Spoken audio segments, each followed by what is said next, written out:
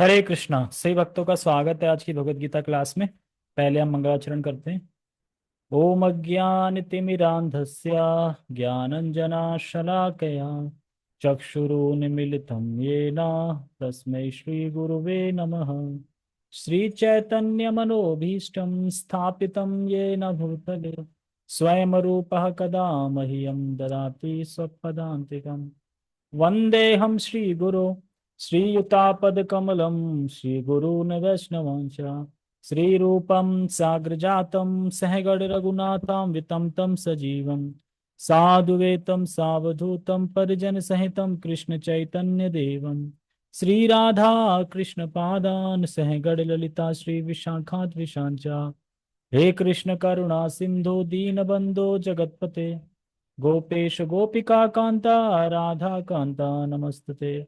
तप्त कांचन गौरांगी श्री राधे वृंदावनेश्वरी वृषभानुसुते देवी प्रणमामि हरिप्रिये। वाञ्छाकल्पतरुभ्यश्च कृपा सिन्धुभ्य एव च पतितानां पावनेभ्यो वैष्णवेभ्यो नमो नमः।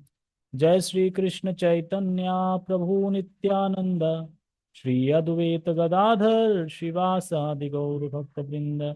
हरे कृष्णा कृष्ण कृष्णा हरे हरे हरे राम राम राम हरे हरे। रामाय रामभद्राय श्रीरामचंद्राय वेदसे रघुनाथाय नाथाय सीताय पते नमः। नमो विष्णुपादाय कृष्णपृष्ठाय भूतले श्रीमते भक्तिवेदांत स्वामिन् इति नामिने। नमस्ते सारस्वते देवे गौरवाणी प्रचारिणे निर्विशेष शून्यवादी पाश्चात्य देशतारिणे।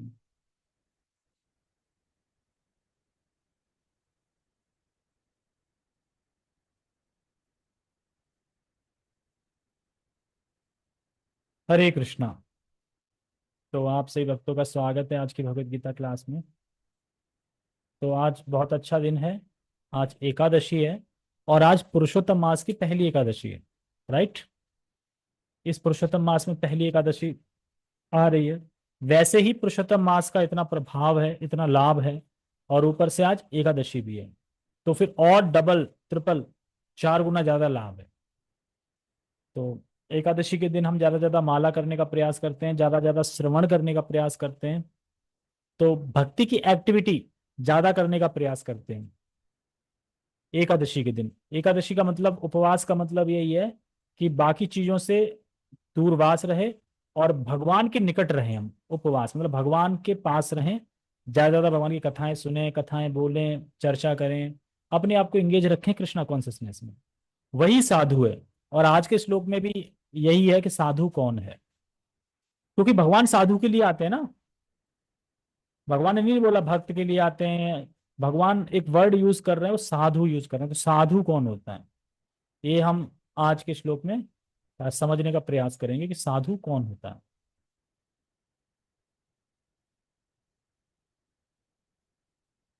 भगवत गीता यथारूप अध्याय 4 श्लोक क्रमांक 8 को हम पढ़ेंगे आज। तो मेरे पीछे आप बोल सकते हैं। परित्राणाय साधूनां विनाशाय च दुष्कृतां धर्म संस्थापनार्थाय संभवामि युगे युगे। परित्राणाय साधूनां विनाशाय च दुष्कृतां धर्म संस्थापनार्थाय संभवामि युगे युगे। परित्राणाय साधूनां विनाशाय च दुष्कृतां धर्म संस्थापन अरे धर्म संस्थापनार्थाय संभवामि युगे युगे। आप सभी को ये श्लोक याद होगा। सभी को मीन्स जिन्होंने याद किया था पहले उन सबको याद होगा। तो ये श्लोक बहुत अच्छा है। ये दोनों श्लोक याद होने चाहिए। यदा यदा ये धर्मस्य, भगवान आते हैं युग युग में। क्यों आते हैं, तो इसका आंसर इस वाले उसमें मिलता है हमें, इस श्लोक में। तो लिंक क्या है इसका, तो आज के श्लोक में है कि भगवान के अवतरण होने का मुख्य उद्देश्य क्या है। यानी भगवान अवतरण होते हैं तो क्या करते हैं, क्या प्रयोजन है भगवान का अवतरण लेने का। क्योंकि पिछले अध्याय पिछले श्लोक में यही बताया कि भगवान जब जब धर्म की ग्लानि होती है, अधर्म बढ़ता है, तो भगवान हर युग में आते हैं। तो क्यों आते हैं, तो कह रहे धर्म की स्थापना करने के लिए।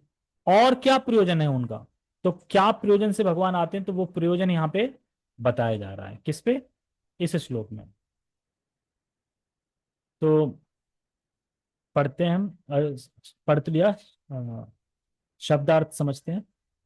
परित्राणाय साधुनाम, पहला कार्य क्या करते हैं भगवान, पहला कारण क्या है आने का, परित्राणाय साधुनाम, यानी भक्तों का उद्धार करने के लिए, भक्तों को प्रेम प्रदान करने के लिए, भक्तों के अपने दिव्य दर्शन देने के लिए, भक्तों का गुणगान बढ़े, इसलिए। तो भगवान की बहुत सारी चीजें हैं जिसके लिए भगवान आते हैं। परित्राणाय साधुनाम। दूसरा कारण है भगवान के आने का, विनाशाय च दुष्कृताम। चा का मतलब समझते हैं, चा, चा का मतलब है कि जब आ रहे हैं तो और, ये भी चा मतलब और मतलब कि भगवान मुख्यतः आते हैं भक्तों का उद्धार करने के लिए, लेकिन चा विनाशाय च दुष्कृताम, साथ में जो जो दुष्कृतिवान है, साथ में जो असुर लोग हैं, उनका भी विनाश कर देते हैं। इसीलिए इसमें लगाया गया चा, यानी दुष्टों का विनाश करने के लिए। धर्म संस्थापनार्थाया, तीसरा कारण है धर्म संस्थापनार्थाया, यानी धर्म की पुनः स्थापना करते हैं। संभवामी युगे युगे, तो हर युग युग में भगवान आते हैं। तो परित्राय साधु नाम का मतलब है कि भगवान का जो प्रकट होने का मुख्य उद्देश्य है वो है शुद्ध भक्तों की लालसा को पूरा करना। जो भी भगवान का शुद्ध भक्त होगा वो भगवान के प्रेम में डूबा हुआ होगा, और कृष्ण कृष्ण कृष्ण कृष्ण राह देख रहा हो, काश भगवान के दर्शन हो जाए, काश भगवान आ जाए। उसके जो मंशा होगी भगवान को देखने की, भगवान से प्रेम करने की, भगवान की सेवा करने की, इसी चीज की होगी। इसीलिए भगवान क्या करते हैं, उसकी लालसा को पूरा करने के लिए भगवान आते हैं। क्यों, क्योंकि कृष्ण भी देखना चाहते हैं अपने भक्तों को, और भक्त भी देखना चाहते हैं अपने भगवान को, और भगवान भी देखना चाहते हैं अपने भक्तों को, और भगवान उनको प्रेम भी देते हैं, और भगवान उनकी रक्षा भी करते हैं, किसकी, भक्तों की। तो इसको कहते हैं परित्राणाय साधुनाम। दूसरा है विनाशाय च दुष्कृताम, यानी जो वसुदेव और देवकी के जो शत्रु मतलब कंस, क्योंकि कंस ने वसुदेव और देवकी को बहुत पीड़ा दी थी, बहुत दुख दिया था, तो उनके दुख को कम करने के लिए, उनको उस दुख से उद्धार करने के लिए भगवान आते हैं, यानी असुरों का वध भी करते हैं भगवान। लेकिन जो प्राइमरी गोल है भगवान का वो है भगवान भक्तों को प्रेम देने के लिए, भक्तों का उद्धार करने के लिए। यानी जैसे कि प्रहलाद महाराज के लिए भगवान आए, हिरण्यकशिपु के लिए नहीं आए।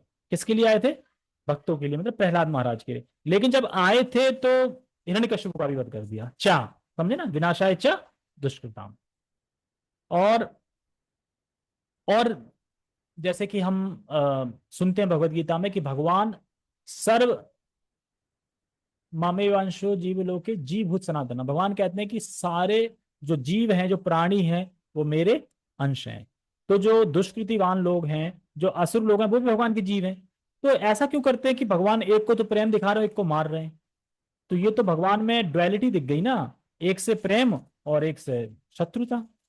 तो यहाँ कहने का मतलब है कि नहीं, भगवान सबके हितैषी हैं, सुहृद सर्वभूतानाम, भगवान सभी जीवों के हितैषी हैं।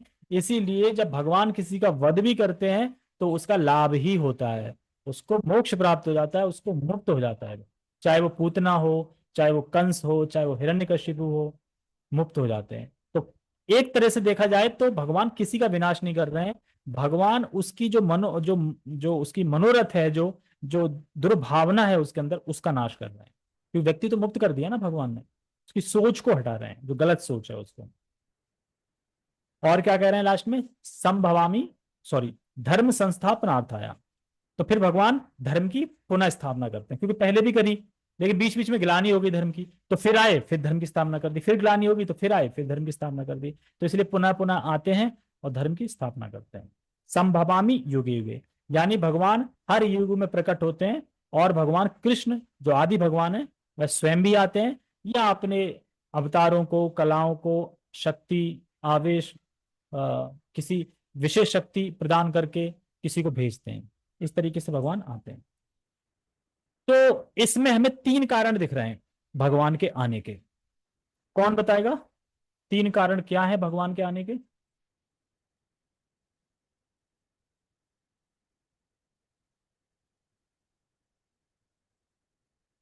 नेट नहीं चल रहा क्या? आवाज आ रही है मेरी? हाँ बताइए, क्या है तीन कारण भगवान के आने के? हाँ तो बोलिए ना।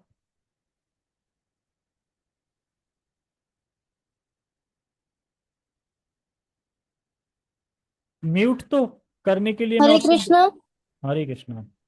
हाँ, इसमें भगवान जी बता रहे हैं, मतलब इस श्लोक में बता रहे हैं कि भगवान क्यों आते हैं। पहले आता है कि भक्तों का उद्धार करने के लिए आते हैं, और दूसरा बताया दुष्टों का नाश करने के लिए, और तीसरा है धर्म की जो स्थापना है वो करने के लिए आते हैं, जो हर बार मतलब स्थापना होती है पर उसकी ग्लानि हो जाती है, इसलिए दोबारा से स्थापना करने के लिए। हाँ, तो ये तीन कारण है, ये तीन कारण आप याद कर लो कि भगवान क्यों आते हैं। लेकिन इन तीनों कारण में जो मुख्य कारण है वो है भक्तों को प्रेम देने के लिए, भक्तों को सुख प्रदान करने के लिए। जो भक्तों की लालसा है ना, जो भगवान के प्रेम में डूबे हुए भक्त हैं, जो शुद्ध भक्त, उनके लिए आते हैं। जब भक्तों के लिए आएंगे तो भक्त प्रसन्न हो जाएंगे, उत्साह में आ जाएंगे, और जब उत्साह में आएंगे तो अच्छा कार्य करेंगे, अच्छा कार्य और करेंगे तो अपने आप ही धर्म की फिर से स्थापना हो जाएगी। तो इसमें भी और गूढ़ अर्थ बताए जाएंगे तीनों कारण में कि धर्म की स्थापना मतलब कैसे। ठीक है। और जैसे कि इसमें एक प्रश्न उठाया जाता है इसमें कि प्रश्न है, उसमें उठाते हैं कि भगवान क्यों आते हैं। भगवान के पास योग्य व्यक्ति हैं, राजर्षि हैं, भक्त हैं, तो उनको भेज दो ना, वो खुद आएंगे स्वयं और धर्म की स्थापना कर लेंगे। आपको आने की क्या जरूरत है? भगवान क्यों आते हैं? भगवान तो किसी को मैसेंजर को भेज सकते हैं, वो धर्म की स्थापना कर लेंगे। तो भगवान कहते हैं क्योंकि कुछ कार्य ऐसे होते हैं जो कृष्ण ही कर सकते हैं, यानी भगवान ही कर सकते हैं, वो और कोई नहीं कर सकता। कुछ दुष्ट ऐसे हैं जिनको भगवान ही मार सकते हैं, और कोई नहीं मार सकता, इसलिए मारने के लिए आते हैं। कुछ चीजें ऐसी हैं जो भगवान ही स्थापित कर सकते हैं धर्म को, और कोई धर्म स्थापित नहीं कर सकता। तो ये गूढ़ अर्थ हैं इसके अंदर जो भी बताएंगे, और विस्तार से चर्चा करेंगे इसकी, कि किस प्रकार से अगर कोई ये सवाल पूछे कि आप तो किसी को भेज भी सकते हो ना, आप खुद क्यों आते हो, तो ये चीज बताई जाएगी। तो पहले हम अनुवाद पढ़ते हैं। अनुवाद। भक्तों का उद्धार करने, दुष्टों का विनाश करने तथा धर्म की फिर से, तो फिर शब्द क्यों आ रहा है? वही पुनः, पुनः मतलब फिर से स्थापना करने के लिए मैं हर युग में प्रकट होता हूं। तो भगवान के तीन प्रोजेक्ट हैं आने के। प्राइमरी क्या है? भक्तों का उद्धार करने के लिए, यानी भक्तों को खुशी देने के लिए, लीला करने के लिए। और सेकेंडरी रीजन क्या है? दुष्टों का विनाश करने के लिए। तो भगवान तो संकल्प से मार सकते हैं दुष्टों को, और फिर आने की क्या जरूरत है? तो वो बताएंगे अभी। और तीसरा कारण क्या है? धर्म की स्थापना करने के लिए। ठीक है, तो ये कारण है। तो इसमें बलदेव विद्याभूषण जी ने तीन कारण बताए हैं, मैं खाली इसमें दिखा देता हूं। देखो, कारण एक, कारण दो, और कारण तीन, ये मैं बता देता हूं कि क्या है ये कारण। भगवान के आने के तीन कारण। कौशल प्रभु कुछ पूछना चाह रहे हैं? हरे कृष्णा। हरे कृष्णा। ये कह रहा है जैसे कि जब भगवान आते हैं तो भगवान दुष्टों का वध करते हैं तो भगवत धाम भी तो पहुंचते हैं दुष्ट। और अगर और कोई मारेगा तो भगवत धाम पहुंच जाएंगे वो। नहीं, और कोई मारता है तो, क्योंकि मुक्ति देने वाले सिर्फ कृष्ण है, कृष्ण के हाथों जिसका वध होता है उसे मुक्ति प्राप्त होती है। तो एक तरीके से देखा जाए तो दुष्टों पे कृपा भी करते हैं ना वो खुद मार के। हाँ, ये बताया मैंने। ये बताया कि एक तरह से देखा जाए तो भगवान कृपा ही कर रहे हैं, क्योंकि भगवान सुहृद सर्वभूता नाम, सभी जीवों के सुहृद हैं। मतलब सुहृद मतलब कभी किसी के साथ पक्षपात नहीं करते हैं कि इसके संग बुरा, इसके संग अच्छा। इसीलिए ये दोष नहीं लगाया जा सकता भगवान के, भगवान ने गलत किया, क्योंकि जिसको भी वो वध कर रहे हैं, मार रहे हैं, वो मुक्त हो रहा है, उसे लाभ प्राप्त हो रहा है। एक कंडीशन से देखा जाए तो इसमें कोई कठिनाई नहीं है। ठीक है। ओके, हम कहाँ थे? हाँ, हम तीन कारण जो बलदेव विद्याभूषण जी बताते हैं, वो पहला कारण बताते हैं और पहला कारण रिलेट करते हैं भक्तों के सुख से। वो कहते हैं कि मेरे भक्त जो भगवान के नाम, रूप, गुण, लीला का आस्वादन करने में लगे रहते हैं, खासकर वृंदावन में, गोलोक में, जो एकदम रत हैं, जो एकदम घुसे हुए हैं उसमें, प्रेम में, भगवान के प्रेम में। जैसे कि भौतिकतावादी व्यक्ति भोग करने में घुसा रहता है, नींद आती है, सो जाता है, थक जाता है, जगता है तो फिर से भोग करता है। और एकदम एग्जाम्पल है मेरे ऑफिस के लोग, वो खड़े रहते हैं, जैसे आपने देखे ना कि आ, कुछ भूखे भूखे लोग लाइन से नहीं खड़े रहते हैं, ऐसे ही हमारे ऑफिस में सीट से खड़े होकर लाइन से खड़े जाते हैं और फिर देखते हैं किसको काटे। अच्छा तू क्रीम रोल मंगा ले, तू ये मंगा ले, तू मंगा ले, अरे क्रीम रोल खा लेंगे, इस सीट पे बैठ जाएंगे, 10 मिनट फिर खड़े हो जाएंगे, अब किसको काटें। वो खाते ही रहते हैं, खाने के अलावा कुछ काम नहीं है उनका। सुबह आके खाएंगे, फिर लंच करेंगे, फिर खाएंगे, फिर किसी को बकरा बनाएंगे, फिर खाएंगे, खाने की बातें चलती, खाने के अलावा कुछ नहीं चलता। अभी तो ये बातें चलनी कि अभी ईद है तो ईद से क्या क्या माल आएगा, कौन कौन क्या क्या माल लेके आएगा, वो सब चर्चाएं हो रही हैं अभी। तो ऐसे ही जो एकदम रत हैं, थक गए हैं, सो गए हैं, जगे हैं तो फिर भगवान के याद में खो गए हैं, उस तरीके से जो एकदम एकदम व्यग्र हैं जो, तो और भगवान को देखना चाहते हैं, चारों तरफ ढूंढ रही हैं उनकी आंखें भगवान को, बहुत व्यग्र हैं। तो भगवान कहते हैं इसलिए मैं उनकी व्यग्रता को दूर करने के लिए मैं आता हूं। समझ में आया कारण, पहला कारण भगवान क्यों आते हैं। जो भगवान के भक्त भगवान के नाम, रूप, गुण, लीला का आस्वादन कर रहे हैं, भगवान के प्रेम में डूबे हुए हैं, भगवान के अलावा कुछ नहीं दिखाई दे रहा है, व्यग्र हैं उनके दर्शन करने के लिए, उनकी व्यग्रता को मिटाने के लिए भगवान आते हैं, यानी भक्तों का उद्धार करने के लिए। तो परित्राणाय साधुनाम, पहला। दूसरा कारण है दुष्टों का विनाश। तो इसमें बलदेव विद्याभूषण जी बताते हैं कि जो भक्तों से द्रोह करते हैं, कौन कौन करता है, जैसे कि हिरण्यकश्यपु द्रोह कर रहा था अपनी पुत्र से, भक्ति क्यों कर रहा है, मेरा नाम लो। या फिर हम इस संसार में भी देखते हैं जगत में, जब कोई भक्ति करने लगता है तो कोई ऐसे व्यक्ति होते हैं जो जलते हैं उनसे बहुत, और विद्रोह करते हैं कि ये क्या आपने लगा रखा है, भक्ति भक्ति हरे कृष्णा, ऐसे थोड़ी होता है, ये थोड़ी हमेशा माला ही में नाम लेते रहो, ये सब तो गलत है। मतलब कि एक तरीके से खींचेंगे आपको, भौतिकतावादी मटेरियल जगत में खींचेंगे। तो जब वो द्रोही होते हैं और जब वो द्रोही ऐसा बोलते हैं कि भगवान कृष्ण कुछ नहीं है, अरे सब माया है, कुछ नहीं है, वो तो सामान्य मनुष्य थे, तो जो भक्त होता है उस भक्त को कितनी पीड़ा होती है सुन के, जब कोई बोलता है भगवान निराकार है। होती है कि नहीं होती है। कोई कृष्ण की बुराई करे आपके सामने कि भगवान कृष्ण तो है ही नहीं, सब तो ऐसे ही है, तो आपको बुरा लगेगा कि नहीं लगेगा सुनने में, अरे मेरे भगवान है, ऐसे कैसे बोल दिया, ऐसे कैसे। तो इस तरीके से बोलते हैं।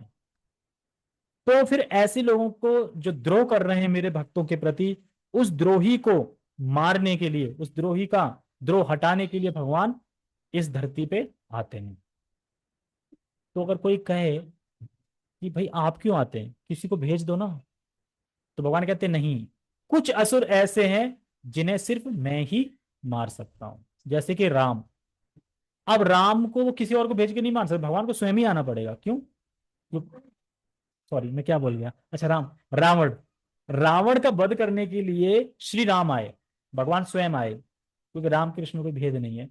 तो क्यों, क्योंकि ब्रह्मा जी ने क्या अवतार क्या वर दिया था कि मैं मतलब मनुष्य को छोड़ दिया था उसने, रावण ने, बाकी सब मांग लिया था, मैं किन्नर से, देवता से, इससे उससे न मरूं, साधारण मनुष्य उसने गिना ही नहीं था। तो भगवान साधारण मनुष्य आए कि भगवान ही उसका वध कर सकते थे। हालांकि बाली था शक्तिशाली, लेकिन बाली भी जानता था कि भगवान ही इसका वध करेंगे। और आप जानते ही हैं अ, अ, कृष्ण कृष्ण क्यों आए, किसी और को भेज देते कंस को मारने के लिए, कौन बताएगा। कृष्ण कंस को मारने के लिए किसी को और भेज देते, कृष्ण क्यों आए।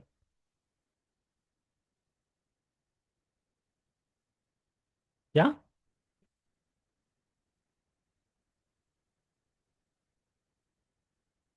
हाँ हाँ, तपस्या की थी।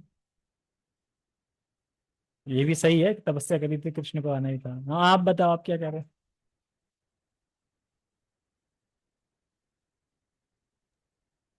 हरे कृष्णा। हाँ एक तो नारद जी चाह रहे थे उनका वध करें भगवान, और दूसरा शायद ये है कि उनके भक्त को जो ज्यादातर परेशान करते हैं ना, तो स्वयं भगवान को ही आना पड़ता है, ऐसा ही। अच्छा, ये भी ठीक है कि जब भक्तों का कोई बहुत ज्यादा भक्तों के प्रति द्रोह करता है या भक्तों को परेशान करता है तो भगवान आते हैं। लेकिन क्या आपने सुना कि जब कंस रथ को हाँक रहा था तो एक बार आकाशवाणी हुई थी, उस आकाशवाणी ने क्या बोला था? हाँ, मतलब देवकी की 8वीं संतान ही इसका वध करेगी। तो वो 8वीं संतान का नाम नहीं बताया था, लेकिन भगवान आएंगे स्वयं, ये क्लियर है। तो कहने का मतलब ये है कि देवताओं ने पहले ही बता दिया था कि भगवान आएंगे और कंस का वध करेंगे। तो इसलिए भगवान कह रहे हैं कि मैं आता हूं क्योंकि मेरे अलावा कोई मार नहीं सकता उनको जो द्रोह करते हैं मेरे भक्तों के प्रति। तो ये दूसरा कारण था। अब तीसरा कारण बहुत सूक्ष्म है कि भगवान क्यों आते हैं, वो है धर्म की स्थापना करने के लिए। तो अब बात यही, धर्म है क्या? भगवान ने सीधा सीधा बोल दिया धर्मम तो साक्षात भगवत प्रणीतम, और भगवान ने बोला है सर्वधर्मान परित्यज्य मामेकम शरणम व्रज, यानी भगवान की शरण में जाना ये एकमात्र सच्चा धर्म है। बाकी सब धर्म क्या है? कैटअप धर्म है। क्यों? क्योंकि भगवान कह रहे हैं सभी धर्मों को तो त्याग दो, मेरी शरण में आओ, तो यानी भगवान की शरण में जाना ये रियल धर्म है हमारा। ठीक है, सनातनी रियल धर्म ही है।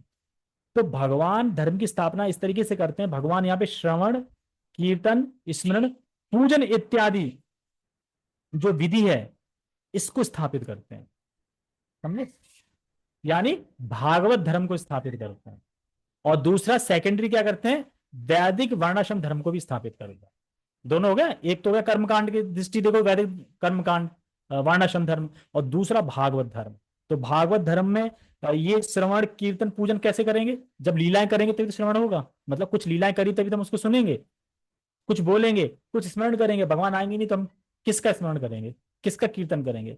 तो ये एक कारण होता है। यानी भगवान दो धर्मों की स्थापना करने के लिए आते हैं, यानी वर्णाश्रम धर्म और भागवत धर्म। भागवत धर्म में आता है, भगवत धर्म में आता है स्मरण, कीर्तन, पूजन, स्मरण इत्यादि। और फिर जो दुष्टों का विनाश है, तो जो दुष्टों का विनाश जो बता रहे थे, इसमें बस यही चीज है कि दुष्टों का विनाश एक तरीके से उनके लिए लाभ ही है, क्योंकि उनको मुक्ति प्राप्त होती है। एग्जाम्पल आपने बताइए, कंस, पूतना, जितने भी असुर मारे गए थे, ये सब है। ठीक है, तो एक बार हम फिर से सीख लेते हैं क्या 3 कारण है भगवान के आने का। कुशल प्रभु बताएंगे 3 कारण क्या है भगवान के आने के। फिर सबसे पहला तो यही है कि अपने भक्तों का उद्धार करने के लिए, हाँ। और उसके बाद दुष्टों का वध करने के लिए, हम्म। और तीसरा है कि धर्म की स्थापना करने के हाँ, भक्तों का उद्धार करने मतलब अपने भक्तों को सुंदर रूप के दर्शन देने के लिए, और असुरों को मारने का मतलब क्योंकि उन्हें कोई मार नहीं सकता तो उसको मारने के लिए भगवान को आना पड़ता है। और 2 प्रकार के धर्म की स्थापना करते हैं, भागवत धर्म यानी श्रवण कीर्तन इत्यादि, और दूसरा है वर्णाश्रम धर्म। तो इसकी फिर से स्थापना करने के लिए आते हैं। ठीक है, ओके, अब हम पढ़ते हैं तात्पर्य श्रील प्रभुपाद जी। तो अभी ये श्लोक क्लियर हो गया होगा। अभी ये श्लोक आप खुद से कभी भी कैसे भी बता सकते हैं, कहीं भी पढ़ के, याद तो हो ही गया होगा, और इसका मीनिंग भी बता सकते हैं। श्रील प्रभुपाद जी स्टार्टिंग में कह रहे हैं भगवत गीता के अनुसार साधु पवित्र पुरुष यानी कृष्ण भावनावित व्यक्ति है। यानी जो कृष्ण भावना भावित व्यक्ति है वो क्या है? पवित्र है। जो पवित्र नहीं है वो कौन है? वो फिर दुष्कृतिवान में आ जाएगा, यानी दुष्ट में आ जाएगा वो। तो हालांकि होता क्या है कि हम लोग समझते हैं कि साधु वो है जिसकी इतनी बड़ी बड़ी दाढ़ी हो, जटाएं हो, वो साधु है। लेकिन यहाँ पे ऐसा नहीं है। साधु यहाँ पे वो बता रहे हैं जो भगवान की भक्ति में अनन्य भाव से लगा हुआ है। अनन्य भाव से मतलब ना अन्य, और कोई उसकी डिजायर नहीं है, और कोई उसका कुछ इधर उधर नहीं है, एक करेक्ट वन माइंड से वो भगवान की भक्ति में लगा है, भले ही गिर जाए फिर भी लगा है, उसको बोल रहे हैं साधु। एक श्लोक भी आता है भगवत गीता में, साधु रे, मतलब अगर वो गिर भी गया है अपने पथ पे, पतन भी हो गया उसका, लेकिन वो कृष्ण को छोड़ के कहीं नहीं जा रहा है, सिर्फ कृष्ण की भक्ति कर रहा है अनन्य भाव से, तो उसको भी साधु ही मानना चाहिए। तो उस साधु की बात हो रही है। उस साधु को दर्शन देने के लिए, उस साधु की रक्षा करने के लिए भगवान युग युग में प्रकट होते हैं। गुरु महाराज साधु के ऊपर बहुत अच्छा बता रहे थे, शायद आपने कभी सुना नहीं होगा ना सोचा होगा। साधु कौन है इस पे? साधु वो है कि जो उनके मन के भाव को पढ़ ले। कोई व्यक्ति साधु के मन के भाव को पढ़ ले तो उसके दास बने बिना वो रह ना पाएगा। अगर कोई सच्चे साधु के मन को कोई पढ़ ले, आपने पढ़ लिया साधु के मन को, तो अब आप उसके दास बने बिना रह नहीं पाओगे। और अगर उल्टा असाधु, अगर असाधु के मन के भाव को आपने पढ़ लिया तो आप उसे पीटे बिना नहीं रह पाओगे, उसकी पिटाई करे बिना नहीं रह पाओगे, यानी दिन में 30 बार पिटाई करोगे कि पता नहीं क्या क्या सोच रहा होगा वो, है ना, असाधु। तो साधु वही है कि जिसके भाव आप पढ़ के ऐसा लगे आपको बस इसका दास बन जाना है, इसका सेवक बन जाना है, इसका शिष्य बन जाना है, इस तरीके से। क्योंकि साधु का मतलब होता है साध लेना, साध लेना किसको, भगवान को साध लेना, भक्ति को साध लेना, मतलब हिलने डुलने ना देना, साध लेना उसको। ये गुरु महाराज बता रहे थे। तो इस तरीके से साधु का बता रहे थे कि साधु जो कृष्ण भक्ति कर रहा है और जो अनन्य भाव से भक्ति कर रहा है, लेकिन गिर रहा है कोई बात नहीं, उठ के फिर कर रहा है, तो वो साधु है। क्योंकि उस साधु का आकर्षण सिर्फ कृष्ण के लिए है और किसी चीज के लिए नहीं है। जैसे कि जो साधु 100% भगवान की भक्ति में लगा है, अब कैसे 100% मतलब 24 घंटे कैसे लगा है, तो कह रहे हैं मन वाणी कर्म शरीर सब चीजों से भगवान की सेवा कर रहा है, वो 100% भगवान की सेवा कर रहा है, क्योंकि वो सोते हुए भी भगवान की सेवा ही कर रहा है, इस तरीके से। तो ये यहाँ पे बता रहा है कि साधु कोई जटाधारी ये सब नहीं है, जो कृष्ण भावना व्यक्ति है वही साधु है और वही पवित्र पुरुष है। ठीक है, आगे पढ़ते हैं। अधार्मिक लगने वाले व्यक्ति में यदि पूर्ण कृष्ण चेतना हो तो उसे साधु समझना चाहिए।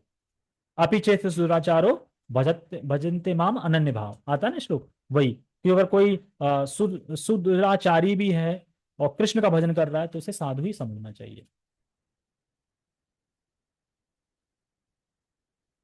दुष्कृताम, दुष्कृताम उन व्यक्तियों के लिए आया है जो कृष्ण भावनामृत की परवाह नहीं करते, यानी जो कृष्ण की शरण जिसने नहीं लिया है, परवाह ही नहीं करते, कृष्ण की शरण नहीं ली है, वो दुष्कृतिवान है। और दूसरा जो भक्त गिर गया है फिर भी वो साधु है, और दूसरा जो कृष्ण की शरण नहीं ली है वो दुष्कृतिवान है। तो यहाँ पे क्लियर मेंशन है दुष्कृतिवान कौन है और भक्त कौन है यहाँ पे, यानी जो दुष्टचारी है वो कौन है और ये भक्त है वो कौन है।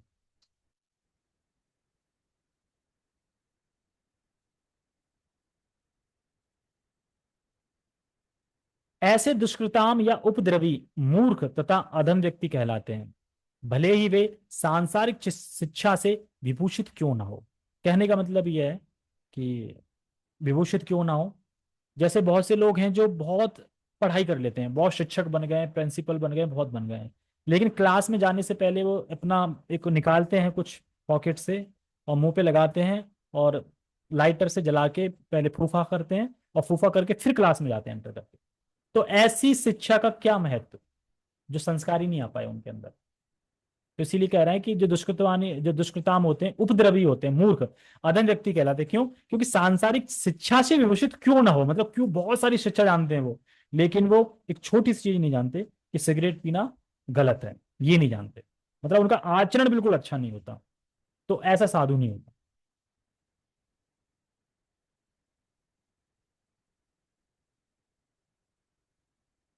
इसके विपरीत यदि कोई 100% कृष्ण भावनामृत में लगा रहता है तो वह विद्वान या संस्कृत ना भी हो फिर भी वह साधु माना जाता है। 100% मैंने बता दिया, मन वाणी कर्म शरीर से जो लगा हुआ है भगवान की सेवा में 100%, वो साधु माना जाता है। जहां तक अनीश्वरवादियों का प्रश्न है, भगवान के लिए आवश्यक नहीं कि वे इनके विनाश के लिए उस रूप में अवतरित हों जिस रूप में वे रावण तथा कंस का वध करने के लिए हुए थे। भगवान के ऐसे अनेक अनुचर हैं जो असुरों का संहार करने में सक्षम हैं। आप समझे? मतलब कि कुछ असुर ऐसे थे कि जिनका वध भगवान ही कर सकते थे, जैसे इसमें 2 नाम आए, कंस और रावण, भगवान ही कर सकते थे। पर अब यहां यह बोला जा रहा है कि अब उस तरह के असुर रहे नहीं है, अब उस तरह का असुर रहे नहीं है, तो भगवान को व्यक्तिगत आने की क्या जरूरत है, क्योंकि अब तो वैसे असुर है नहीं कि जिन्हें भगवान को ही आना पड़ेगा, अब तो ऐसे असुर हैं कि भाई आप किसी और को भी भेज सकते हो, तो आपके तो ये काम अनुचर ही कर सकते हैं आपका। तो भगवान आंसर दे रहे हैं आगे इसका, किंतु भगवान तो अपने उन निष्काम भक्तों को तुष्ट करने के लिए विशेष रूप से अवतार लेते हैं, समझे? विनाश करने के लिए नहीं आते हैं, वो तो साइड बाय साइड कर देते हैं, सेकेंडरी है वो तो, लेकिन प्राइमरी गोल क्या है, भक्तों को प्रेम प्रदान करने, जो निष्काम भाव से लगे, उनको तुष्ट करने के लिए, संतुष्ट करने के लिए भगवान विशेष रूप से अवतार लेते हैं।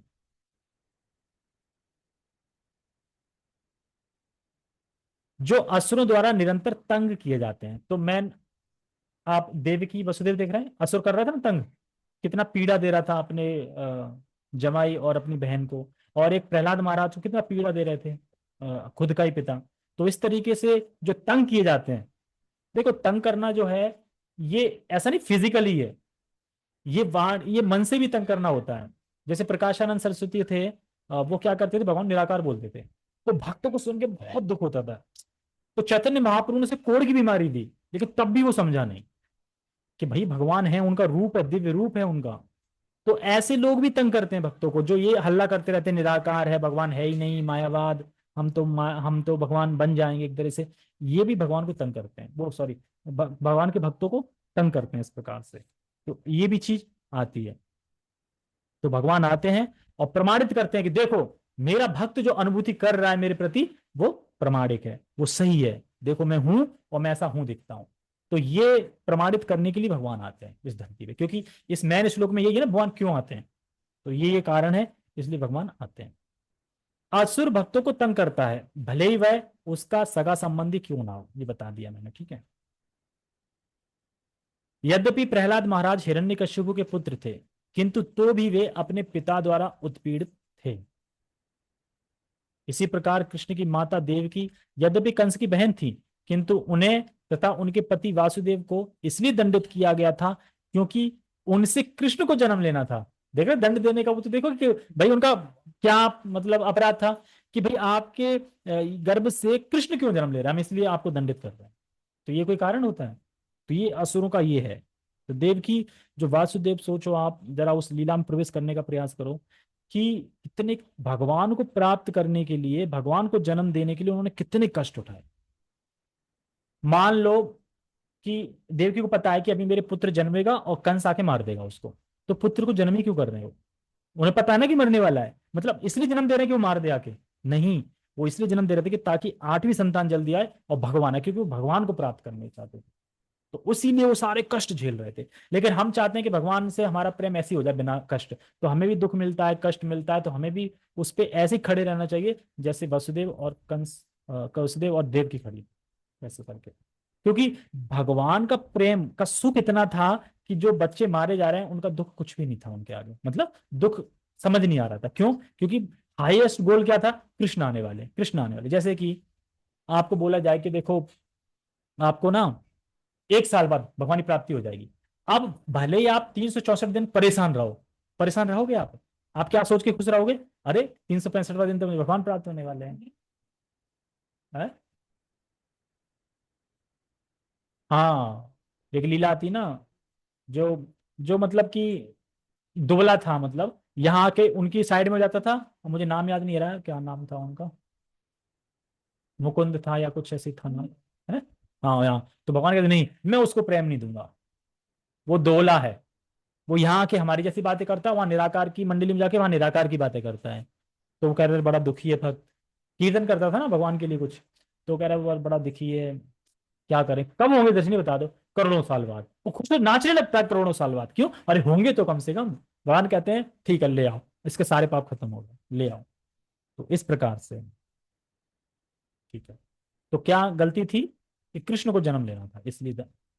अतः भगवान कृष्ण मुख्यतः देवकी के उद्धार करने के लिए प्रकट हुए थे, कंस को मारने के लिए नहीं। किंतु ये दोनों कार्य एक साथ संपन्न हो गए। जैसा कभी होता है ना, हम जाते हैं कहीं, याद आता है ना ये भी कार्य करना था, चलो साथ में ये भी कर लेते। जैसे कि हम मंदिर जाते हैं, तो मंदिर हम जाते हैं, कभी कभी प्रभु जी भेजते हैं किसी काम के लिए या बुलाते हैं कुछ मीटिंग, लेकिन हम क्या कहते हैं, चलो मंदिर आए तो दर्शन भी कर लेते हैं, साथ में दर्शन भी हो गए और एक जो मुख्य कार्य था वो भी हो गए। तो इसीलिए कभी कभी होता है कि हम एक साथ में दो कार्य कर देते हैं। अतः कहा जाता है कि भगवान भक्त का उद्धार करने तथा असुरों का संहार करने के लिए विभिन्न अवतार लेते हैं, दुष्ट असुरों का संहार करने के लिए विभिन्न अवतार लेते हैं। कृष्णदास कविराज कृत चैतन्य चरितमृत में निम्नलिखित श्लोक मध्य 20 263 से 264 में अवतार के सिद्धांतों का सारांश प्रकट होता है। क्या है? सृष्टि हेतु एई मूर्ति प्रपंच अवतरे, से ईश्वर मूर्ति अवतार नाम धरे, मायातीत पर व्योमे सवार अवस्थान, विश्व विश्व वे अवतारी धरे अवतार नाम। इसमें कह रहे हैं कि जो ऊपर आध्यात्म जगत से आते हैं उनको क्या कहते हैं? अवतार अथवा ईश्वर का अवतार भगवत धाम से भौतिक प्राकृत्य हेतु होता है। समझ गए? यानी आध्यात्म जगत में जो भौतिक जगत में आते हैं, जो उनको बोलते हैं अवतार। मतलब अवतार मतलब वहां से आ रहे हैं, प्रकट हो रहे हैं, तो उनको बोलते हैं अवतार। यानी आध्यात्म जगत में, आध्यात्म जगत से अवतरित होते हैं, यानी अपने स्वरूप को प्रस्तुत करते हैं, अपने स्वरूप को प्रस्तुत करते हैं, अपना अवतरण करते हैं एक तरीके से। ईश्वर का वह विशिष्ट रूप जो इस प्रकार अवतरित होता है अवतार कहलाता है। मतलब ऊपर से नीचे आना, तो अवतरण, अवतार। इसको इंकारनेशन नहीं बोल सकते इंग्लिश में, इंग्लिश सीमित है ना, हिंदी में काफी शब्द हैं। अवतार बोलेंगे, इंकारनेशन अलग हो जाता है कि किसी का इंकारनेशन है, किसी का शक्ति प्राप्त कर इंकारनेशन होके आ गए। नहीं, ये अवतार मतलब स्वयं भगवान उतरते हैं, मतलब आध्यात्म लोक में बैठे हैं, वहां से उतरते हैं इस भौतिक जगत में, उतरने को अवतार कहते हैं। ऐसे अवतार भगवत धाम में स्थित रहते हैं। जब ये भौतिक सृष्टि में उतरते हैं तो उन्हें अवतार कहा जाता है। अवतार इसी तरह के होते हैं तथा पुरुषावतार, गुणावतार, लीलावतार, ये क्या है? ये आध्यात्मिक जगत से उतरते हैं इसलिए बता रहे हैं। शक्तावेश अवतार, मनवंतर अवतार तथा युगावतार, इन सब का इस ब्रह्मांड के क्रमानुसार अवतरण होता है। तो समझ लो, पुरुषावतार मतलब गर्भोदकशाही विष्णु, क्षीरोदकशाही विष्णु, कारणोदकशाही विष्णु, ये पुरुषावतार है। गुणावतार ब्रह्मा विष्णु महेश बोलते हैं ना, ब्रह्मा जी ये। और लीला अवतार राम, नरसिंह, ये सब लीला करने के लिए आते हैं। शक्तावेश अवतार जिसमें भगवान ने विशेष शक्ति दी हो, भले ही वो जीव हो या भले ही वो अवतार हो, मतलब भगवान भले ही वो विष्णु तत्व में हो, कहीं भी हो, मतलब जिसमें शक्तिवेश, मतलब जिसमें शक्ति का आवेश है, उसको शक्तिवेश अवतार बोलते हैं। जैसे वेद व्यास हुए, नारद मुनि हो गए, शक्ति है, प्रेम का अवतार। पृथु महाराज है ना, ज्ञान, इस तरीके से। मनवंतर अवतार, ये मनवंतर अवतार पता नहीं मनु वाले हैं या फिर एक वरा भगवान आते हैं। मनवंतर में बता रहे थे कि वामन देव, सॉरी, वामन देव मनवंतर अवतार में आते हैं। और युग अवतार तो जानते हैं आप? हम्म, युग अवतार नहीं जानते? जो युग में आते हैं धर्म की स्थापना करने के लिए, उनको युगावतार बोलते हैं। जैसे कलयुग में कलयुग के अवतार आएंगे ऐसे। लेकिन चैतन्य महाप्रभु जो कलयुग में आए वो प्रछन्न, मतलब छन्ना अवतार, छुपे हुए। ठीक है। किंतु इन सब में भगवान कृष्ण क्या है? आदि भगवान है। कैसे? कृष्णस्तु भगवान से। ठीक है।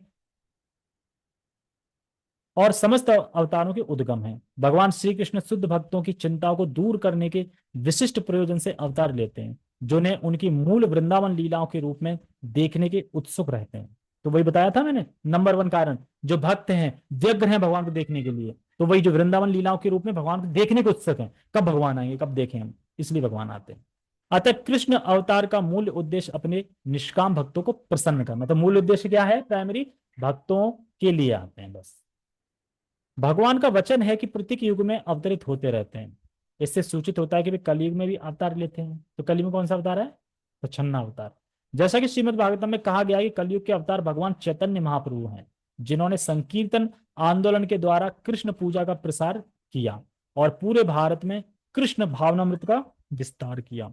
उन्होंने यह भविष्यवाणी की कि संकीर्तन की यह संस्कृति सारे विश्व के नगर नगर तथा ग्राम ग्राम में फैलेगी।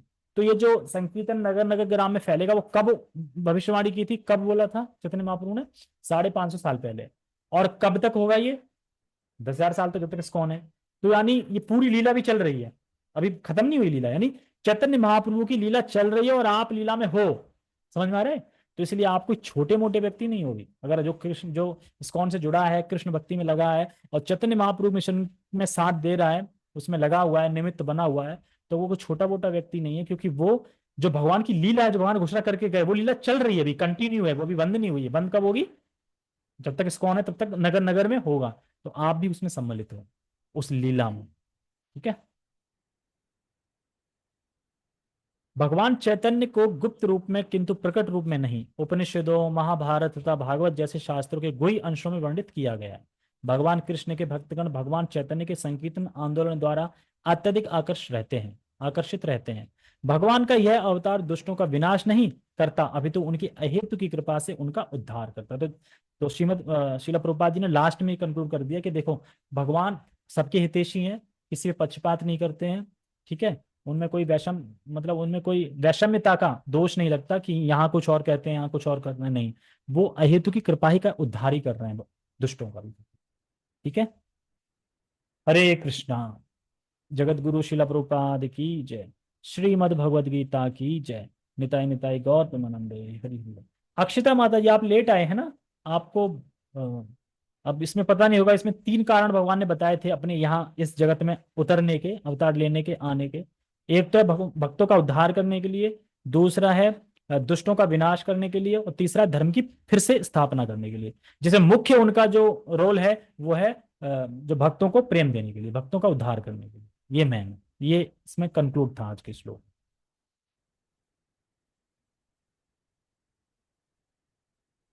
हाँ, लाइव नहीं की, क्योंकि लाइव इसलिए नहीं की क्योंकि लंबी लाइव हो जाती है बहुत, इसलिए रिकॉर्ड की थी मैंने आज। किसी को चाहिए हो तो मैं भेज दूंगा, रिकॉर्डिंग सुन सकते। जगत गुरु शिला प्रभुपाद की जय। श्रीमद् भगवद गीता की जय।